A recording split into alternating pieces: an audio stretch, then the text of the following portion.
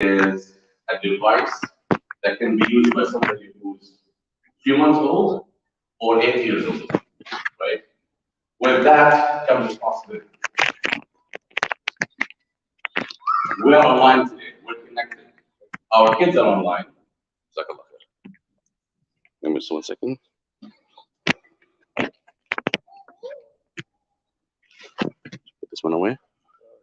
Oh, this is just for that. Okay. Our kids are online, whether we know it or not. Our cars are online. Our appliances are online. Our homes are online. So kids, if your parents gave you a phone or a device to be online, look at them and say, thank you. And kids, if your parents did not give you a phone, keep it away from you on a regular basis, look at them and say, thank you. We'll know why in a minute. The internet and being online has seen a phenomenal growth, and it's accelerating on unprecedented speed.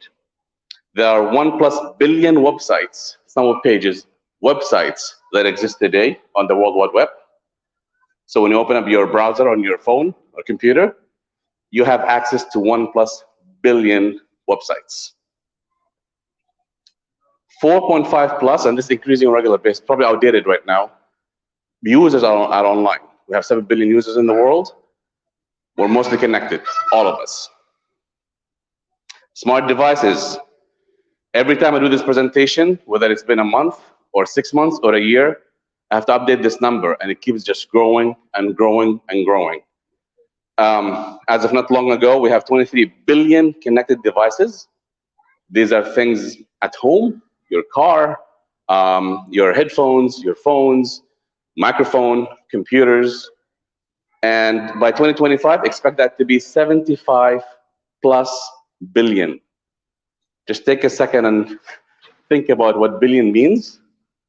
75 billion devices are going to be online and connected. When you hear things about the 5G network that's being rolled out, it's to enable this phenomenal growth to be everywhere. So while you're sitting here, there are probably hundreds of devices around you online that can hear you, right? And soon will smell you too, right? So and they can see you as well. These are connected devices with cameras that are enabled, microphones are enabled. So privacy is a forgotten word. We'll talk about this in a minute as well. I'm not here to talk about negatively about the internet and being online. Matter of fact, I'm a pro online. I'm a parent who wants my kids to be online. They may disagree with that as I take the devices often from them. But I'm pro parents actually having their kids be online. The reason for this is it's no longer online is no longer something you just do at home, and it's something you do at school, at the masjid, your community, your friends. So if you are in denial of your kids being online, they are online already, you don't know it. So being online with them, along them, is going to be very beneficial, inshallah. But what does the world look like without internet? I love the story. Go back in 1860, where the Pony Express was established. Pony Express was a service that delivers mail from Missouri to California, 1,900 miles, and it took 10 days to deliver that mail and $5,000. Right? So you want to send a text to your friend in California or Missouri, $5,000, and about 2,000 miles later, they'll get that message. Right now, how long does it take to do that? Instantaneous. Matter of fact, as you type, the letters are already there on your friend's device. Let's talk about the encyclopedia. These are the pages that were printed out for one of the biggest encyclopedia ever created. In 1786, there are about 3,000 pages. 1860, there are about 18,000 pages. In March 2012, they stopped printing it. Why? Because it's all digital now. It's all online. About 60+ billion pages are on the internet, provided through various mediums that some of this may seem familiar to you.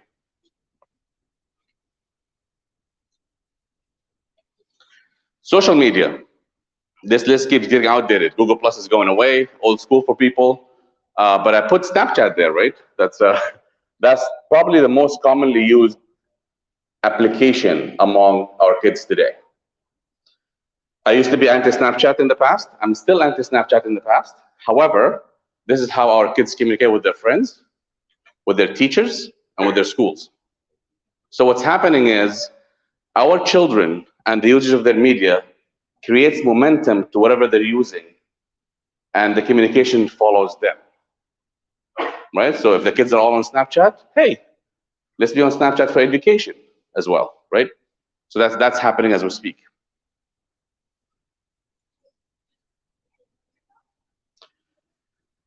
Internet is not all bad, as I mentioned. There are some pros and some cons. Some things that are good, something that are bad.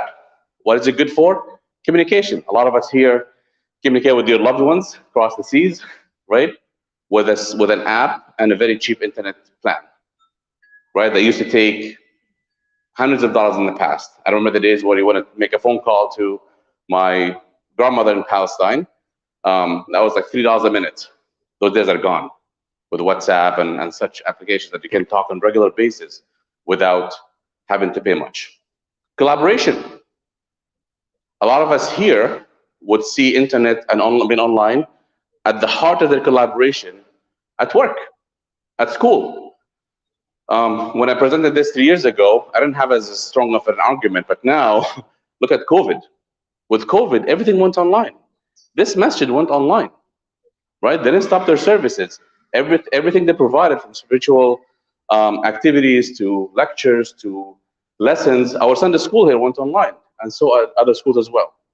So it's very important for collaborating across, whether you're at work, your friends, the next innovative idea you want to build, your basketball friends you want to get together and set up a time where to play and what time. So it's very important. Social as well, for reference, we talk about references. A lot of research today happens online.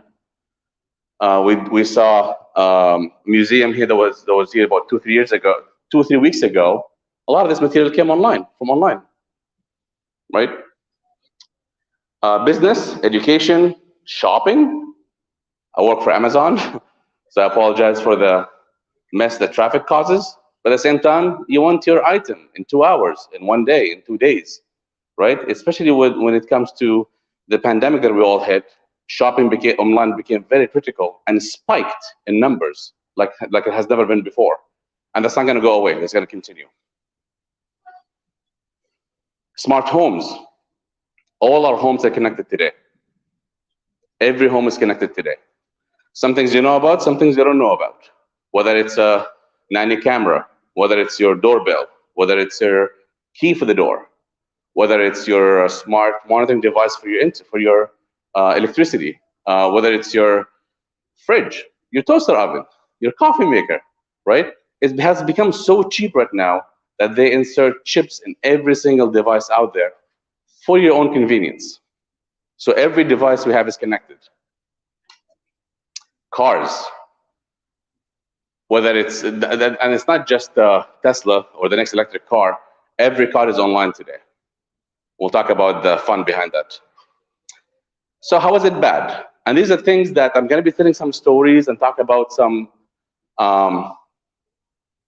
risks that we face online to scare you a little, right? But the idea here is that we want to create awareness.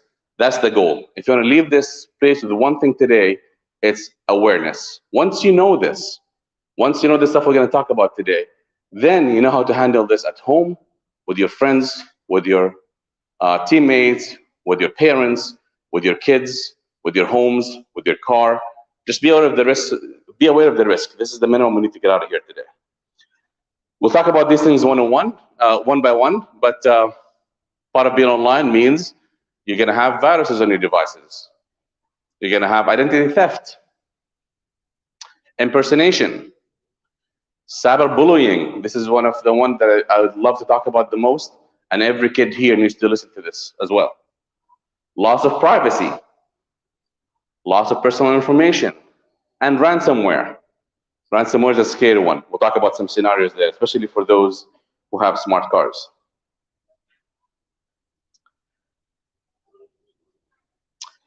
So viruses, Trojans, worms, think of those as software that get installed on your device somehow. And they do things on your device. What can they do? They can do key logging. So next time you log into your bank account, you're entering your password, right? Those programs can track that password and save it for later use. Botnets, sensitive information scanners, they can actually sit and scan the data going back and forth between your device and some other device or the internet and capture that and store it somewhere.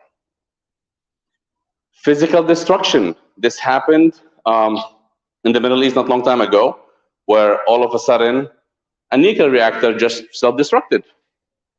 They don't know how for a very long time. And it ended up had to do with this problem. We'll talk about that a bit later. So how do these things get to our devices? The most common ways are you get an email or a text message. It has a link on it or a file. You open that link or you click that link or you open that file. It used to be that you had to go through some hoops for them to install the program. Now, by clicking the link, they have full control of your device. Matter of fact, I have video, but I don't think I can show it here. The video goes as this. This person calls it. Basically, there's a person here get hired to hack the company's information. What they do is they pick up their phone, they impersonate a phone number from within the company, which is easy to do today, right? You get a lot of scam calls from your friends, from your family, but it's not them. Very easy to do. They call and say, hey, my computer is not working. I'm trying to access certain website, and I have a sales call I need to jump on pretty quickly here. I need help. Can you check if you can access that website? Does it work for you? And then he can, right? And that's what the first thing the person on that call does is like, oh, give me the website. Give them the link. They open it up. They get a pop-up. They click on the link of the pop-up. Instantaneously, the person on their side have full control of their device, full visibility of what's happening on it. Right? That didn't take long. About 2 minutes, that person now is inside not just that person's device, but the whole company network that the device is on. Visiting rogue sites. This is for kids. Kids do this all the time. You don't think you're on a rogue device, on a rogue site, but anytime you visit a website that promises you free coins, free points for game X and game Y, hacks for these games and how to get points in advance, these websites their business is to steal your data. The moment you go on these devices, they control the computer.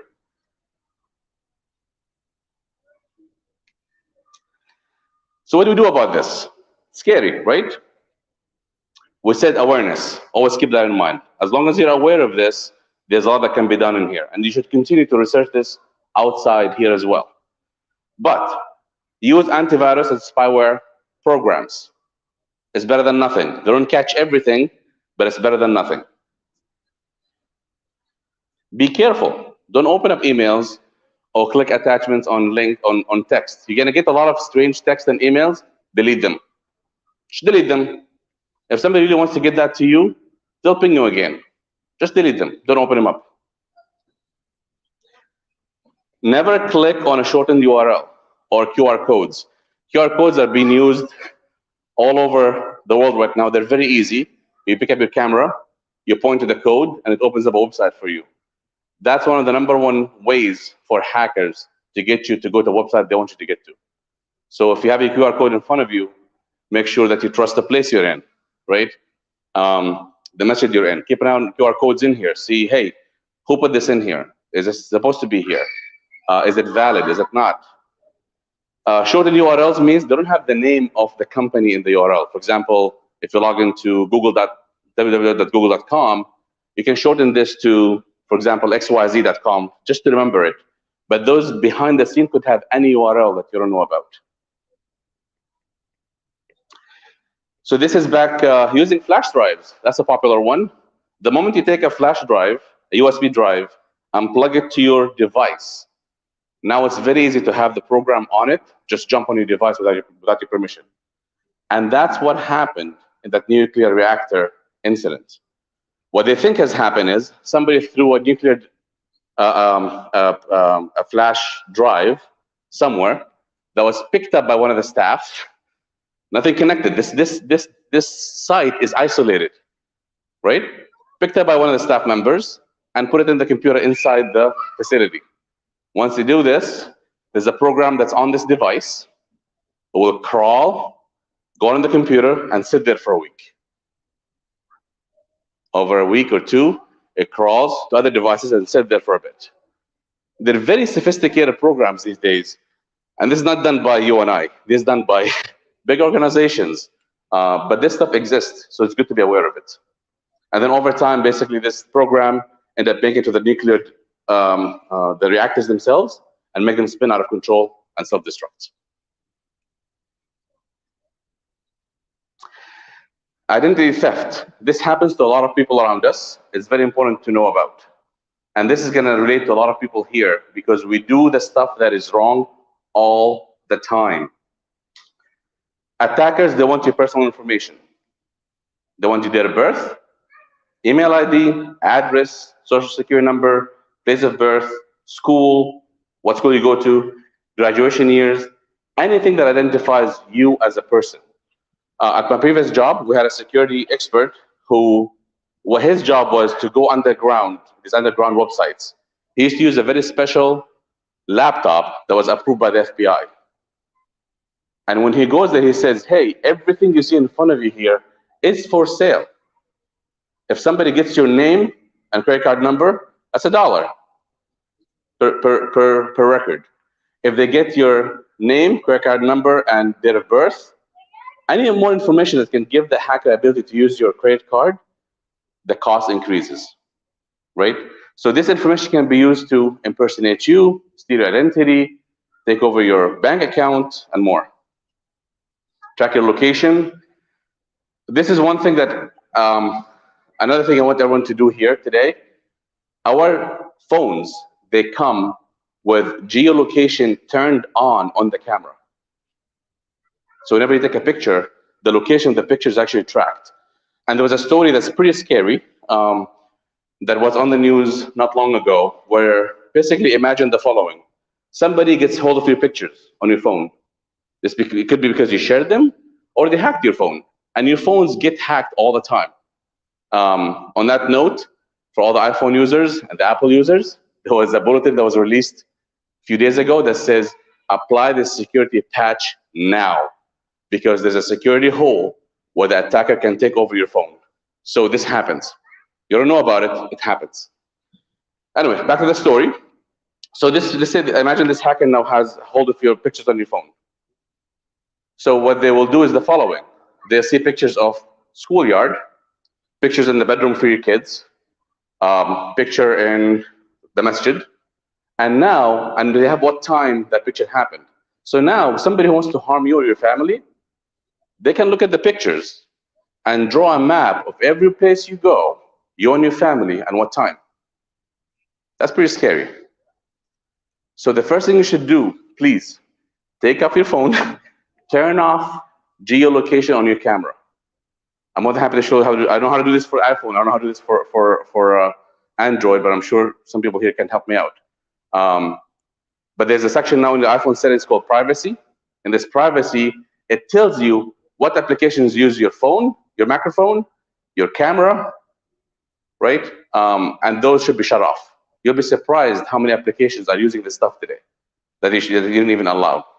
That should be turned off right away. Of course, they want your passwords.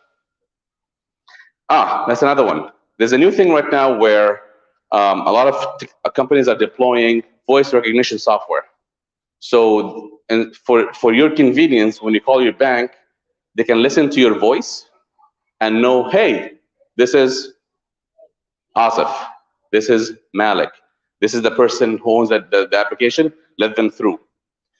So what do hackers do? They give you a random call, and all I want you to do is say hello. Once they do that, they have the signature of your voice now. So now when I see a call come from a person I don't know, I don't say anything. I answer, I put it on mute. I see what's gonna happen. Fun stuff, right? By the way, for all the kids here, as you listen to this, one of the highest paying jobs right now are hackers. Good hackers. People that companies employ to hack, to be ahead of the rogue people on a regular basis. So being in the security field in computer science is a high paying job. It will be for a long time. So keep that in mind. So what can be done? They can reset your passwords. If they know enough about you, there's security questions that you set. The company knows things about you that are personal, so they can reset your passwords. And now when they do that, they have full control of your account. They can establish new financial account on your behalf. That's why it's very important to always monitor your credit report. Credit report tells you what accounts you have open and for how long. Monitor those. You can monitor them for free these days. Matter of fact, you can do one thing where if you have no need for open your credit, you're not going to buy a car or a house, you can put a freeze on your credit report. So nobody can open a new account against your name unless you go and freeze it yourself. It costs $10. It's worth it.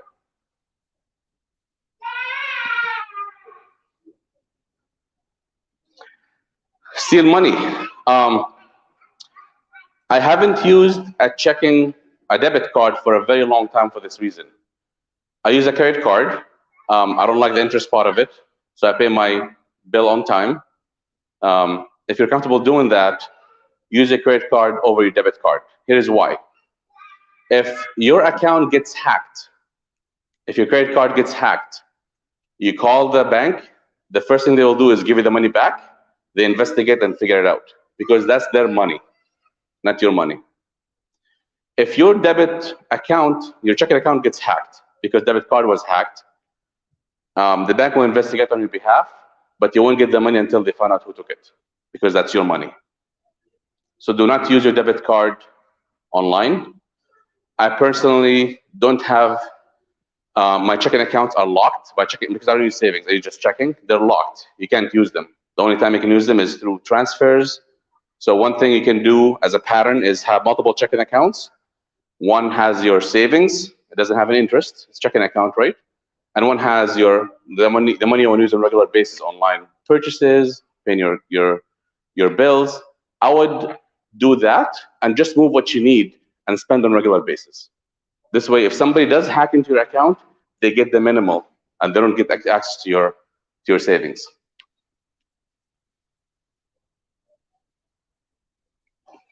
This actually happened where a hacker reset politician's email through a very simple secret question that the politician had as a secret question for their account. Phishing and spear phishing. Phishing means you send when you get a spam on your text or email, you're one of billions the devices that got that. All they need is a few hundred. That's called phishing. Spear phishing means they target somebody. For example, if somebody wants to hack this masjid and access their accounts, they say, I'm going to design an attack that targets a specific persona in this masjid. It could be the imam. So I'm going to speak as if I know the imam, right? Or give information to show that, hey, as an imam, here's what I would think, here's what I'm going to do. So when they come in, they try to come in from that perspective and try to get information. So just here means that more targeted attacks than wide attacks. So what do we do? Pretty much everything you don't do today. You got to change your habits. Now that you know this, now that you have awareness, you stop putting personal information online. You don't use personal information for secret questions in case somebody does get hold of them, because your security is as strong as the weakest person in your circle, right? If you have a child that knows your personal information, that child is the strongest part of your security posture. So keep that in mind. Don't give away this to others, especially over emails over text, over WhatsApps. Don't give passwords away. If you do it in a clever way. Send over multiple. If you want to send your password to somebody, if you have to, do use voice. It's safer. It's still not safe, but safer. Do it over multiple texts, so nobody knows that, hey, you tried to give a password. Don't say, please don't say this is my password, because if you're much telling somebody, hey, take it for free. Be smart, be aware. Education is number one. So you guys are all, everyone here is getting the highest priority shield, which is being aware of this. We talked about this. We should talk about this a bit more. Never respond to emails or phone calls asking for personal information. Hackers getting really good at this, really good at this. And they target people. For example, if somebody is able to get hold of the email accounts or phone numbers on the WhatsApp group of this masjid, they know most of us are from an immigrant background, right? So they will make phone calls, intimidating phone calls, making you think you have a problem with the IRS or the government or anything like that. And they use that information to get something from you. They get even smarter than that. And I'll tell you a story that happened to my mother. The hacker knew my father goes to work from time X to time Y. At the middle of the day, he calls home and he says, hey, your husband called us to fix your laptop. You have a problem. She said, he's not here. Call when he's back at this time. He's like, no. He told us what we can guide you through it. We know what to do. They have her sit on the laptop, go to a website, click on a link, and they said, we'll take it here. We'll get it from here. We'll fix it for you. She puts the laptop away and she goes back to her work at home. Now they have full access to everything on their laptop. Now, fortunately, we didn't have anything important on it, but this will happen to all of us, right? So if anybody sends you a text message or an email or a voice, even letters asking for personal information for you to send to them over the text or over email or over voice, don't do that. You don't have to do that. Nobody will request that information.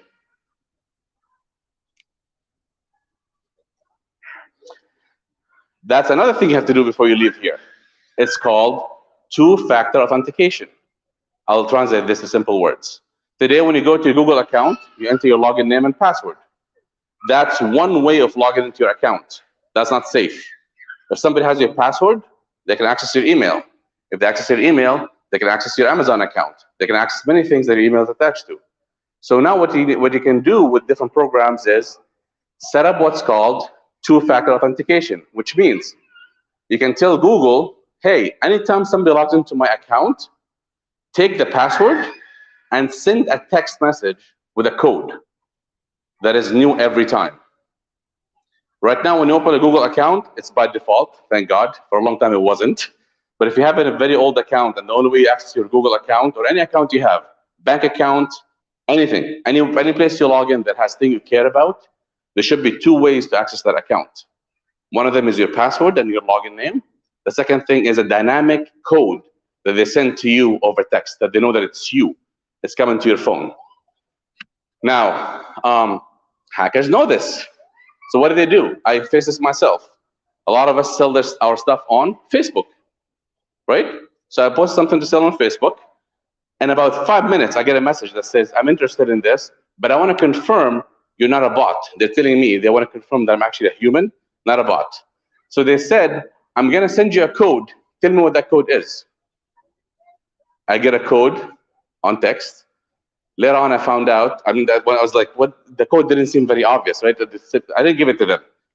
After looking into it, that code was coming from my Gmail account as a second factor authentication. So these folks now have already had my password, they have my login, and the only thing they needed was that code that was generated on the fly for them to log in. And they got this, they're trying to get this through Facebook sale. Cool stuff, huh? All the kids should be inspired to be good hackers, so we can catch those bad people ahead of time. For your passwords, use sentences. Can anybody read this? Yeah, right? So eh, use sentences over words. Use special characters, right? The I is an exclamation mark, right? Zero instead of O. The reason you do this now, if somebody wants to hack your password, which there is software to do this today, they have to go through many, many permutations for years to figure out what your password is before they can log in. If your password is simple, Malik at 12345, they know you're Malik, right? They know you probably capitalized the first letter, and 12345 is easy on the keyboard. Matter of fact, one of the common passwords is really just like they call it the cat password. If a cat walks in your computer and just swipes things together, that's a common password that people can guess easily. Yes. I can't speak up. I can hear you. Yeah, yeah, that's a very good. That's a very good point. Now the iPhone, what it does, if you want to create a new account, it generates a new password for you, and they look a lot like this. That's why they look funny and hard to remember, right? So you can use that as well. Now, have fun remembering that. um, but yeah, passwords are not fun. But again, if you have two-factor authentication, password, like for me, I don't remember most of my passwords because I just reset every time. But make sure you have two-factor authentication. That's very important. We talked about this. Turn off your camera geolocation. Please do this today before you leave. If you can't, look it up. How to turn off geolocation on my camera. Go further than that. Look at what apps are using your microphone and camera, and disable that. And location, and disable that. You'll be surprised how many apps, because when you install the app right away, what do the kids do? They ask you a bunch of questions. Do you want to allow access to your camera? Yes, yes, yes, yes. Come on, give me to my app. I want to get there and start playing, right? So take your phones, take your devices, go to privacy setting and see what has access to my camera, my location, and my microphone. Any app that has access to those, that app is taking your data. Pictures, sound, and location.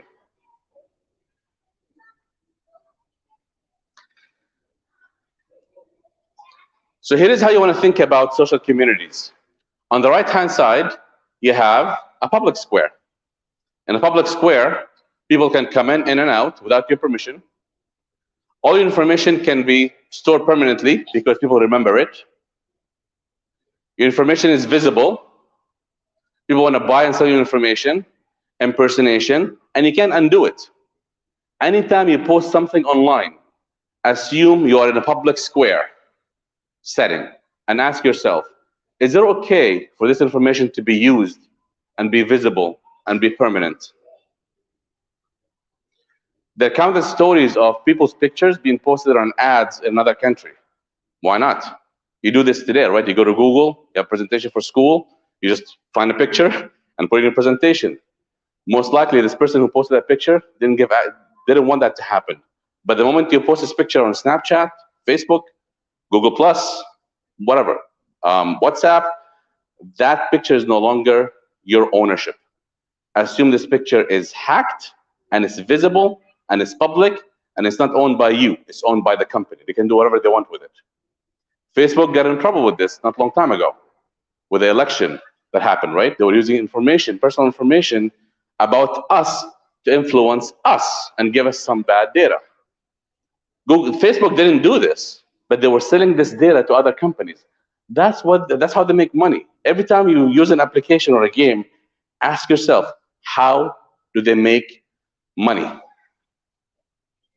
WhatsApp was sold for $40 billion, I think. It had 35 engineers in it. How do they make money? Data. The amount of traffic is going back and forth. The reason they're worth so much, because companies are saying, what can I do with this data? Who can I sell it to? How can I translate this to advertisements, right? To sell goods and things like that. So just keep that in mind. Anything you post online is no longer yours. Impersonation, another risk of being online. What does it mean? Someone pretends to be something they're not, or somebody they're not. Some examples, predators can pretend to be your friend, but they're not. This happens very common, unfortunately, these days. Our games are connected, they're online, and our kids are talking to people on the other side that we have no idea who they are. Some games are getting better at this by limiting what you can say, by filtering things out. But any game that is connected, where there's a chat option, assume your child is talking to a stranger. Okay? I want to repeat something I said at the beginning. This is not for you to take away the phone from your child. You can't do that. Unfortunately, you can't do that. I wish we can, we can't anymore. Right, Malik? We can't do that. We need to be in control, we need to be aware, and we need to be alongside our children. So all the countless lectures and halaqas you hear about being close to your child, understanding your child, having a conversation on the dinner table, it all comes down to basically understanding what your child wants and be with them. So if they want to use Snapchat, let them use Snapchat. But you be there, monitor that, and let them know that, right? Let them know that. They should know that. I made the mistakes of not letting them know that sometimes, but that was a mistake. Let them know that. Say, hey, you can use this, but I'm going to see everything you write. Financial scams. Talked about people can create accounts on your behalf. Charity scams. Be careful of this, especially in our community. We're a very charitable community, so be very careful what link you go and pay money for. It has to be trusted. So just keep an eye on that. We talked about this, IRS, immigration scams. This is applicable to us because people, through fear, try to control and get information. And our communities are vulnerable to this, right? Because even though we're doing nothing wrong, they can make you feel like you're doing something wrong. And based on that, they can take information from you. I talked about this. There's a story that I heard 2 weeks ago that kind of broke my heart. This happened to a sister, adult sister, who was married with children in the Boston area, where she was collaborating online with another sister. Okay, they only knew each other through Zoom. So over time, they got comfortable, and the sister would take her hijab and just have conversations. Only one woman on the other side, right? It's okay, I can take my hijab off. And what happened is that the woman on the other side was part of a ring that would do this to people, where they would do this to the sister. They take a video of her and say, hey, I'm a guy, I have this video of you without your hijab right now. I'm going to send this to your husband, or pay me. Unfortunate, right? But it happens to all of us. So as much as we want to be comfortable with each other online, it has risks. But being aware of it, now we know, right? We can do something about it, inshallah. Again, being wary, being smart, being careful.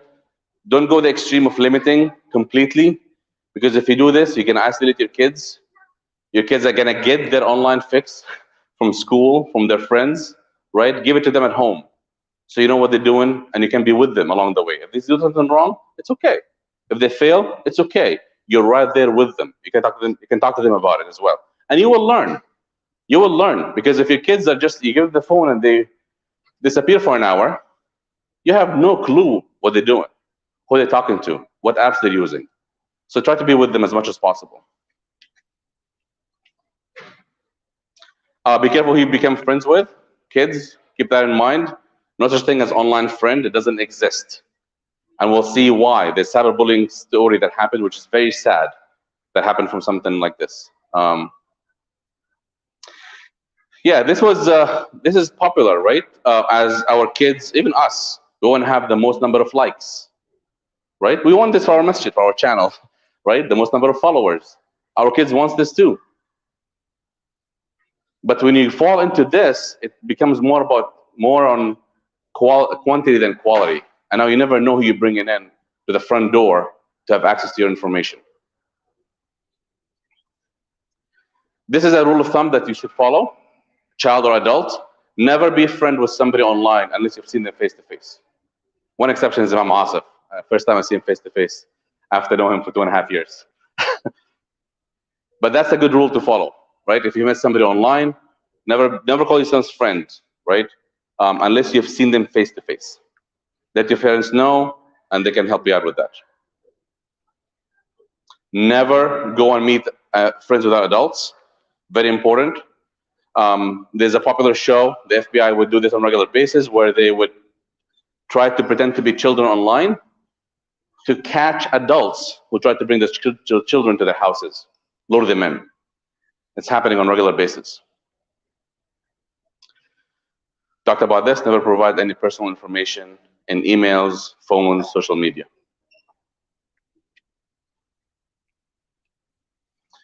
All right, one of my favorite ones, privacy settings. So Facebook,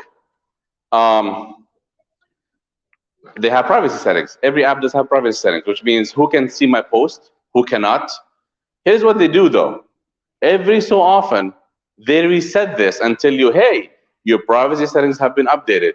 I'm sure none of us here go and see what actually has been updated. But what they're doing is resetting this because that's how they make money.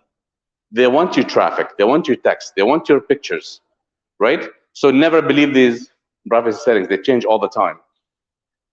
Even better, don't post your stuff online that is personal. So never rely on privacy policy settings. I have my favorite, I have a relative who says, oh, I only post my pictures on Facebook, but my friends are only girls that I know, right? Here is the truth here is that your picture, once it leaves your camera and it's on Facebook account, anybody can share it. Your friends can share it. So your security strength now, again, is as strong as the most secure person in your circle. So don't assume because my friends are people that I know, this picture is going to stay here. No, it will not. Your settings could say, oh, this picture can be visible only to my friends, but your friend setting may not have that. So when they like a picture, now it's visible on their board, and now all their friends have access.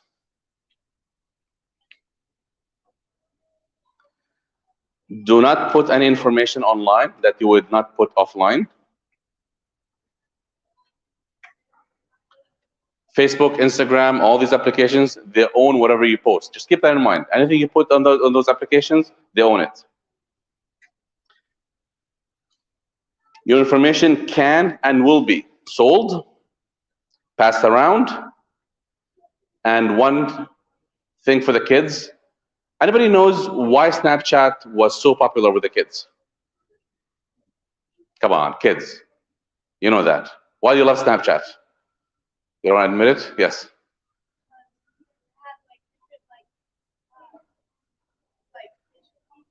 There are a lot of features. This came later. But why is it so? Well, yeah. What is it? It disappears. So Snapchat has this promise that the moment you put a post or a picture and the other person reads it, it goes away. Okay? I'm in the IT business. I don't know, Brother Waqar here, probably more of you. I can tell you that between the moment you post a picture of Snapchat, it's already on million servers. It's not going anywhere. It disappeared for you and your friend, but it's not going anywhere. That's how Snapchat makes money. So never believe that kind of stuff. These folks are there, unless you're paying for the service, and they tell you as part of the sale agreement, they're not going to share information. Assume all these apps we use are using that data. And by the way, that's a good thing, right? For da'wah, it's amazing. Whatever you post, it's public. Everyone has it. That's why Imam Asif wants to be online all the time. It's very smart, clever. Just don't do this for your personal information that we don't want to go online. I think we talked about all of this.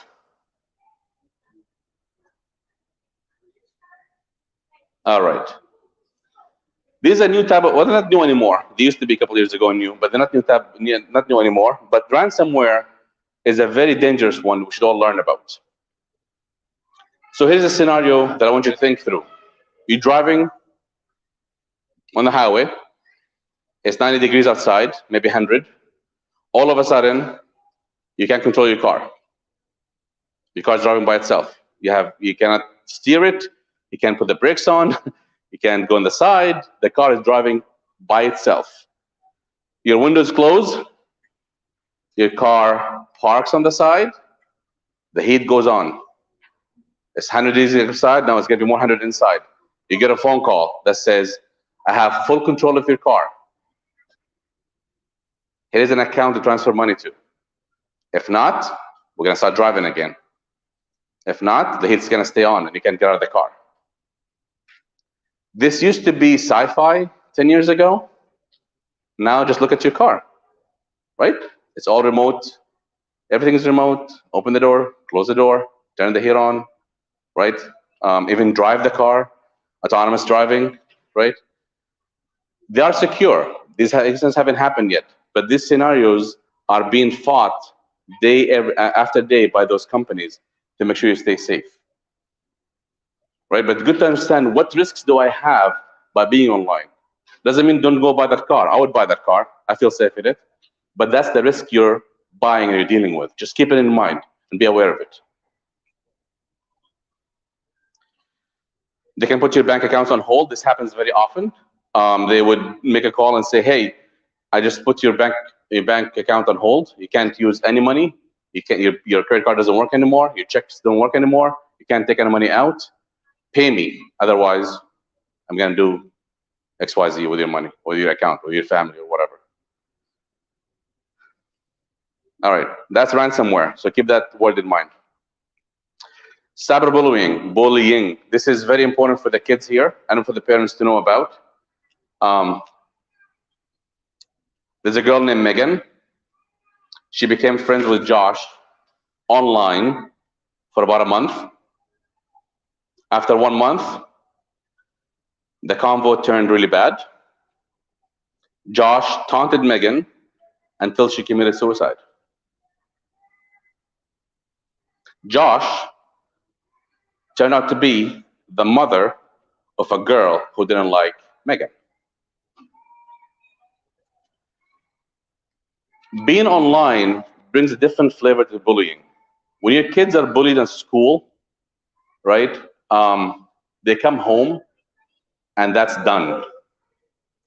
When your kids are bullied online, on their phones, when they come home, that comes with them. When our kids are bullied and they use their phone on a regular basis, 24/7, until midnight, right, that taunting is affecting them on a regular basis. And this incident that happened here is not unique.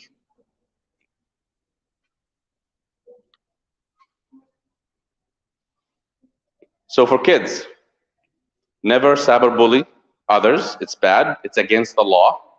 It can ruin you and the victim. Never be part of it or take part of it. Parents too, because based on the incident before. If you are cyberbullied or bullied in general, talk to somebody, your friends, your guidance counselor at school, your parents, somebody you trust. Don't respond. Very important. If you get in bullied on a regular basis and being called names and such, do not respond back. Don't retaliate. Save that information as evidence for somebody to take action later.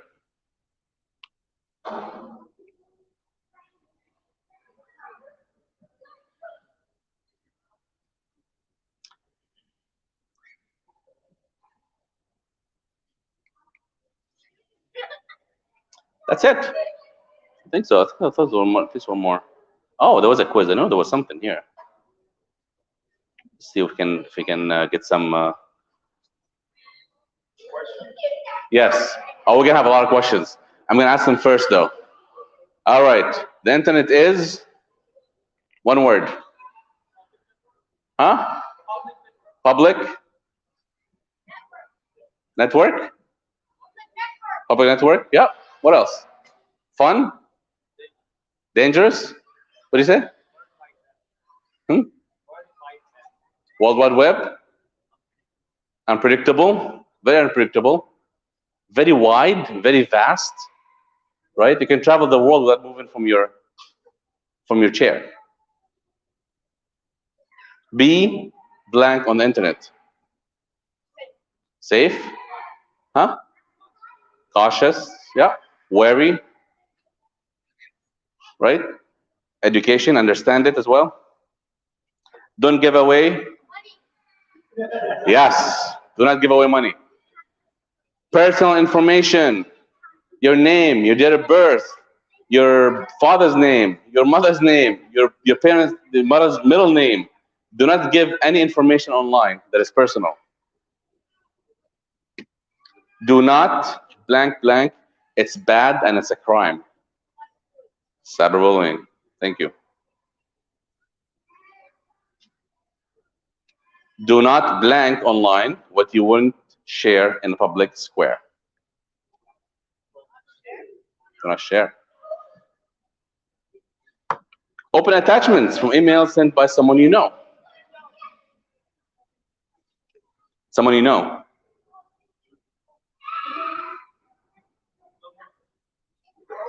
Huh? Be careful before you open. You can open it, just be careful. Being wary is very important here, right? Never trust anybody. By the way, how do you know that you know that person? Impersonating the phone number right now is very easy. You can get a message that says it's from your wife, but it's not.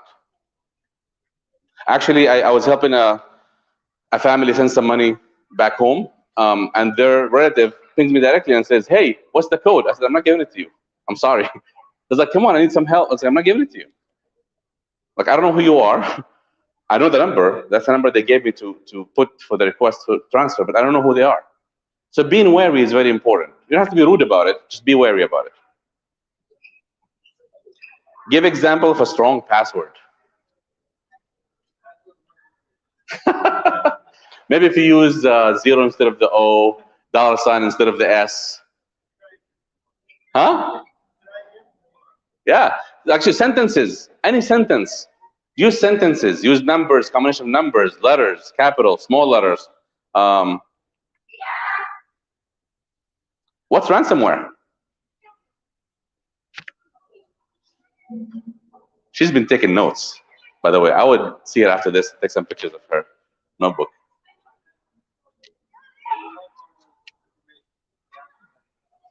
Yeah, ransomware means blackmail. You hold somebody hostage, right? It's very easy now to do online. What's two-factor authentication? I need new voices now. That's one of the things we have to do before we leave here. Yeah. Exactly. So make sure you have two ways to log into your account. Not just the password, but also they can send you a code. So in Google, for example, Gmail is very important. If you have an email, because you use this everywhere, right? And now any place you want to log in, you don't have to create an account anymore. They tell you log in via Facebook, log in via Gmail, right? So your password now have access to a lot more things than just your email. Yes.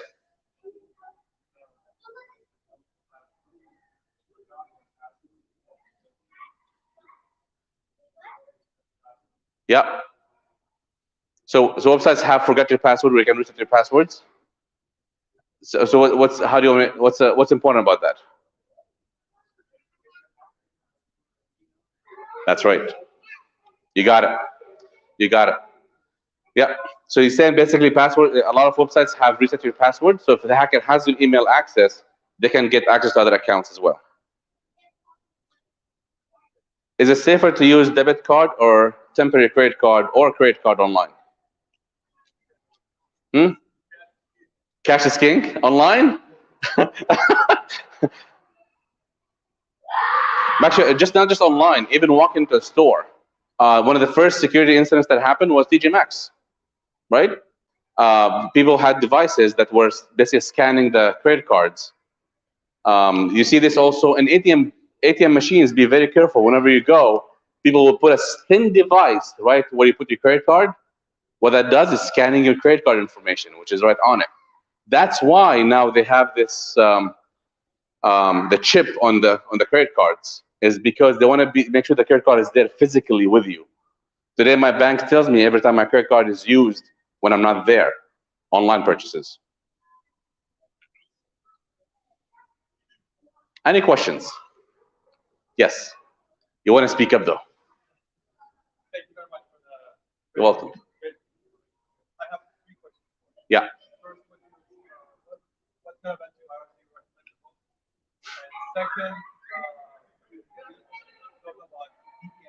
Yeah.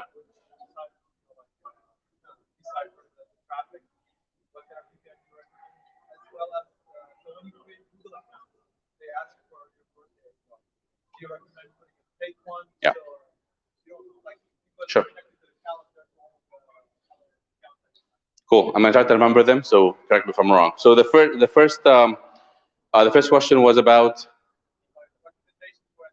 antivirus program. Um, I would use Norton. You have to pay for it. There's some that are free online. I think AVG is one. Um, but the way I look at it is that if it's free, it's not going to protect me. So I think it's worth, especially if you're using Windows. Windows is very infamous for being hacked on a regular basis. So I would invest in a Norton license. The second question was VPN. I don't use VPN. I don't see VPN as a security measure. VPN, what it does basically, it tells the person you're connecting to that you're in a certain place. So people use it, for example, when they want to connect to, say, they want to watch a game, and the game is only on servers in Europe. You have to be in Europe to watch it. People use VPN to say, "Hey, I'm in Europe, so pretend like I'm in Europe." So I don't think it's secure. It's used for companies to get people into a firewall, but I think there's more elaborate setup there. I'm not aware of it myself. If you have more information about it, you want to tell people. Ah, okay. Okay, so I guess pick a VPN one that deciphers the traffic. Decipher means it encrypts the traffic. So traffic is no longer in the clear text format across the wire. So if you put in a credit card number, it doesn't go in a clear text format. A lot of companies do this today as part of their website themselves, but that's a good point. And the last one is Google asks for your birth date when you sign up. Should I give a fake one? No, give the real one.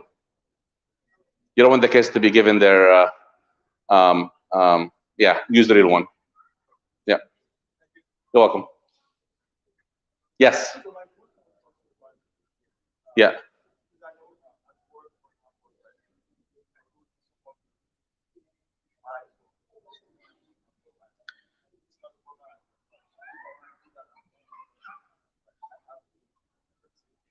Yeah. So let's talk about VPN for a bit. VPN starts for virtual private network, I think. So all it does is it puts you in the network of your company, of school. So I get that. Now using VPN for personal use, I don't see how that's secure unless somebody else here knows.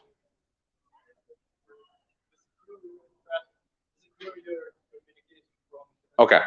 So it looks like it's the purpose the brother talked about. So use it. It doesn't protect you really or your computer, but any traffic that goes between you and that whatever you're talking to, it's encrypted.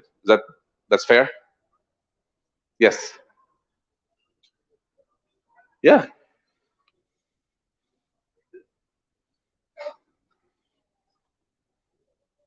Alaikum salam wa rahmatullah. I think my question to you is, you know, in regards to internet, right? We understand, like, whether we like it or not, it's part of our daily life. So, what advice would you give to parents that have the mindset that, okay, you know what, I don't want my kid to use internet. I don't want my kid to use any phone, no Snapchat, no Instagram, no, just don't connect to the outside world. I don't want you to do that. But the reality is that somehow these kids get access to internet. Yep. Whether they are not home, whether they are in school, they will still get connected on Facebook, Instagram, Snapchat, or whatever that's happening on YouTube, whatever. Yep. So I think my question to you is, do you think it's important for parents to educate their kids about the use of internet and the dangers, or just caution them to not use it at all, which is not possible? Jazakallah khair. Like Allah khair. I think you already answered that question. It's not possible. um, so here's reality. It's unfair for us as parents to always be up to par with technology and understand everything our kids do. It's just unreasonable, right? So now you have choices. What do I do? Do I shut off the internet at home, take away all the devices all the time, or do I just give it to them and give up? The answer, as always, is it's somewhere in the middle, right? So this comes down to, again, the countless lectures we hear in halaqas and khutbas about being connected to your child, whether internet or not. As long as you have open communication with your children to know what they want, what's the next cool game at work that's happening, that's being advertised, go learn about it. Have them use it on your phone. It doesn't have to be their phone. Have them use it on your phone so you can see it as well, right? Show interest. If you don't show interest, they will do it with or without you, right? Go Google it. Go see what is this thing? How dangerous is this? And this can educate you to educate your children. Limit time on the phone. It's not a, it's never a bad idea to say during school week, no devices. Zero device use during school week. That's very reasonable. During weekend, it's earn time. It doesn't have to be 24/7 in the weekend, but it could be for a few hours. And if you want more, you earn the time by doing your Quran, by doing your chores, by doing this and that, right? So there are mechanisms you can deploy as a parent here. But really, big part of it is knowing your child. And the only way you know your child is you have a relationship with them, right? This is beyond internet, beyond security, beyond anything. Because your child could be struggling with somebody physically at school. You need to know about that, right? So yes, in short answer is you cannot limit your child from being online. You need to embrace online, learn about it. It's not reasonable that you'll know everything, but by showing interest in what your child's interested in, at least you know what they want to do. And you can go and search it and come back with some actually, instead of saying no, you can say, you know what, let's try this together, but here's what I heard about this. Let's look it up together and see if it's safe or not. Yes. Yeah. Turn off, yeah.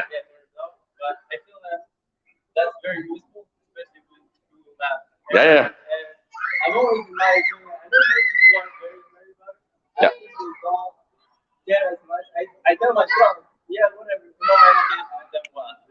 Yeah. All right, so we'll take the last question. Is that good? Can I answer this one? Okay. Geolocation. The brother was saying, hey, geolocation is very useful. I can't use Google Maps without it, right? Nothing wrong with the Google Maps using geolocation. What I said is, go look at the apps using geolocation. And for those that you don't know about, turn it off. So app for map, geolocation for map, it's needed, it's must. It's Google. They have your location. Just know that, right? But does WhatsApp need my location? Maybe if I share my location, but if not, turn it off. Does the camera need my location? Turn it off.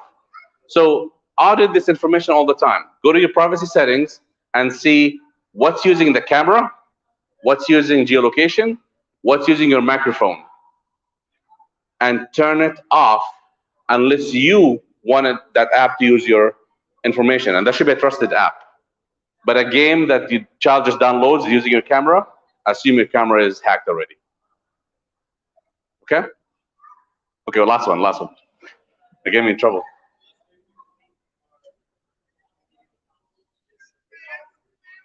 Oh, social media accounts?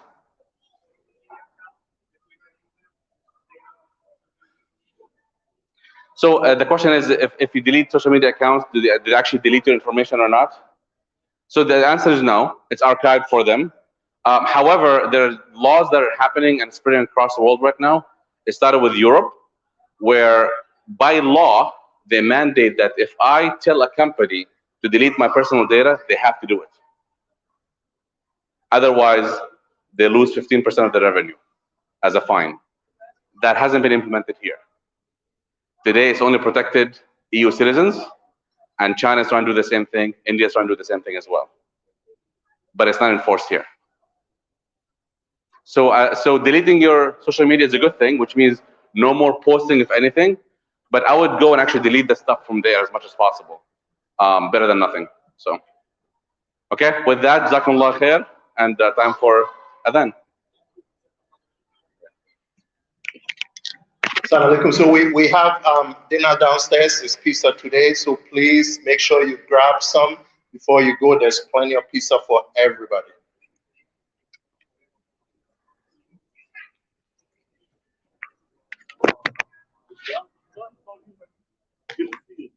Hang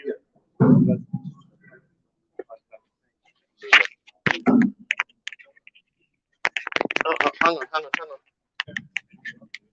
Hang on, hang on.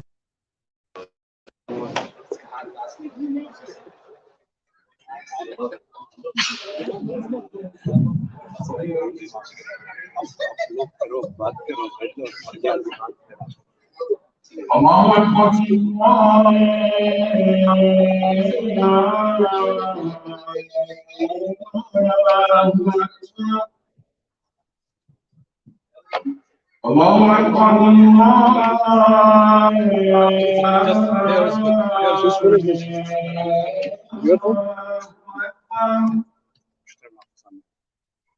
أشهد أن لا إله إلا الله